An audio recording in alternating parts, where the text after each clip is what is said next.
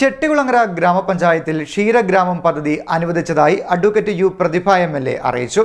ഗ്രാമപഞ്ചായത്തുകളെ പാൽ ഉൽപാദനത്തിൽ സ്വയം പര്യാപ്തം ആക്കുന്നതിനു വേണ്ടി 2016-2017 മുതൽ ക്ഷീരവികസന വകുപ്പ് മുഖേന നടപ്പാക്കുന്ന പദ്ധതിയാണ് ക്ഷീരഗ്രാമം. ഗ്രാമപഞ്ചായത്തും ക്ഷീരവികസന വകുപ്പും സംയുക്തമായിട്ടാണ് ഈ പദ്ധതി നടപ്പാക്കുന്നതെന്നും MLA അറിയിച്ചു. ചെട്ടികുളങ്ങര ഗ്രാമപഞ്ചായത്തിൽ ക്ഷീരഗ്രാമം പദ്ധതി അനുവദിച്ചതായി അഡ്വക്കേറ്റ് യു പ്രതിഭ MLA പറഞ്ഞു.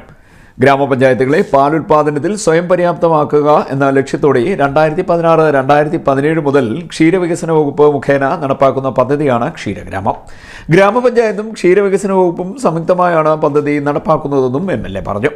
ക്ഷീരഗ്രാമം പദ്ധതിയുമായി ബന്ധപ്പെട്ട് ചെട്ടികുളങ്ങര ഗ്രാമപഞ്ചായത്ത് കറവ പശു വിതരണം ജനറൽ വിഭാഗം SC/ST വിഭാഗങ്ങളിലായി തുക വകയിരുത്തിയിട്ടുണ്ടെന്നും MLA പറഞ്ഞു. ഗ്രാമപഞ്ചായത്ത് അംഗീകരിച്ച ഗ്രാമസഭാ ലിസ്റ്റിൽ ഉൾപ്പെട്ട ക്ഷീരകർഷകർക്കാണ് ഈ പദ്ധതിയുടെ ആനുകൂല്യങ്ങൾ ലഭിക്കുന്നത്.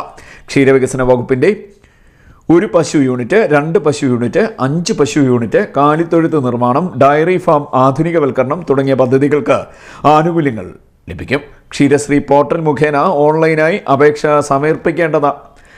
സമർപ്പിക്കേണ്ടതാണെന്നും MLA പറഞ്ഞു. ക്ഷീരവികസന വകുപ്പിന് നാഷണൽ ഇൻഫോർമാറ്റിക്സ് സെന്റർ തയ്യാറാക്കിയ ക്ഷീരശ്രീ എന്ന ഓൺലൈൻ പോർട്ടൽ മുഖേനയാണ് ക്ഷീരകർഷകർക്ക് വേണ്ടിയുള്ള ആനുകൂല്യങ്ങൾ അപേക്ഷിക്കേണ്ടത്.